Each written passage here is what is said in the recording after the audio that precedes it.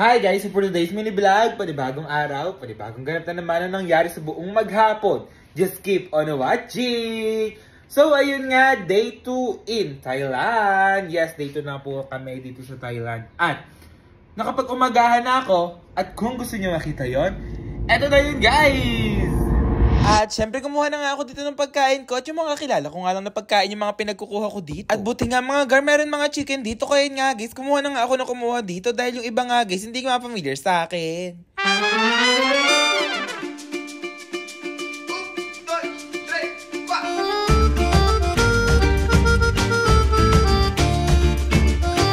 So, ayun nga po yung nangyari sa umagahan namin. At napakadaming food na kinain. Syempre, kailangan namin kumain ng madaming food kasi nga guys, napakadaming activities ang magaganap ngayon. At guys, tignan nyo naman yung view namin sa likod ng hotel. This is the view. Grabe mga guys, na ayun yung view namin. Sobrang ganda naman kasi talaga. Ayan oo, ayan. Tapos dito lang yung room nila Kalo.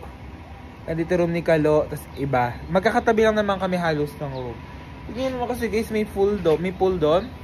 Ayun na agad. Sobrang ganda. Promise. Sobrang ganda ng view. Tapos ayun oo. Yun. Tapos ito yung room namin. Sobrang ganda ng view no. Kaya thank you kay Kuya Jimmy. Thank you Lord sa blessing. At guys, punta na tayo dun sa activities na pupuntahan natin. Guys. Ha? Wala po.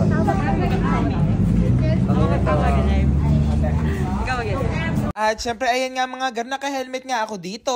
Eh, ang sabi ko nga mga parang nasa Pilipinas nga lang ako dito. Kasi nga guys, yung mga view nga, parang Pilipinas nga lang. Kaya ayun nga, dali-dali na nga kami naglakad dito. At pupunta na nga kami sa ATV. At pupuntahan na nga namin yung sasakyan namin. O, comment down below nyo na nga dito mga gar, kung nakapunta na nga kayo dito sa Thailand. Para malaman ko nga guys, kung ano nga experience nyo. Masaya nga ba o hindi. Kasi nga mga gar, day 1 pa nga lang ako. At napakasaya ko na nga dito. Ang saya-saya talaga ng experience namin. At syempre, katabi ko nga dito si Tita Bet. At kasama nga namin si Kuya Alin. Saka nga pala si Kelsey. At si Kuya Alin nga pala yung magdadrive sa amin dito. At ayun nga, guys, safety first nga pala tayo dito. Naka-helmet nga pala kami lahat. Kaya ano pang inaantay nyo? Tara na't mag-ATV. Let's go!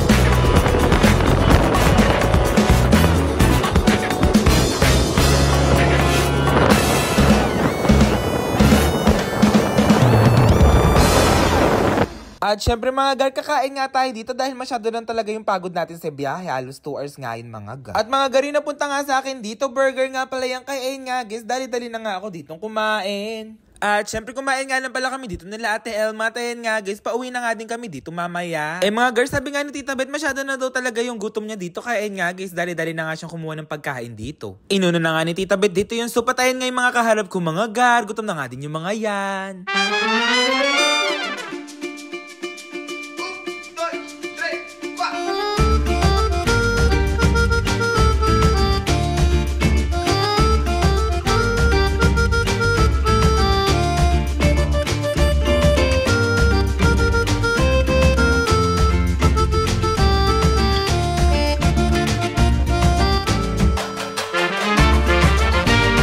So, ayun nga guys, ay hapon na nga at anong oras na ba guys? 5:02 na po dito ng hapon at magagabi na din. At di ko pa alam guys kung ano yung mga mangyayari pero abangan nyo nga guys. At isasama ko kayo ulit. Yun lang guys, sumama na kayo guys sa aking panghapon sa day 2. Kaya ayun nga, pumunta nga ako dito sa harap ng hotel namin kasi nga guys, may dagat nga pala dito. Eh halos 2 days na nga ako dito mga girl, pero hindi pa nga ako pupunta dun sa pinakadagat kasi nga guys, may bagong bukas nga na night market. Kaya dali-dali na nga kami pumunta dun, kaya ano pang inaantay nyo, tignan natin yung sunset!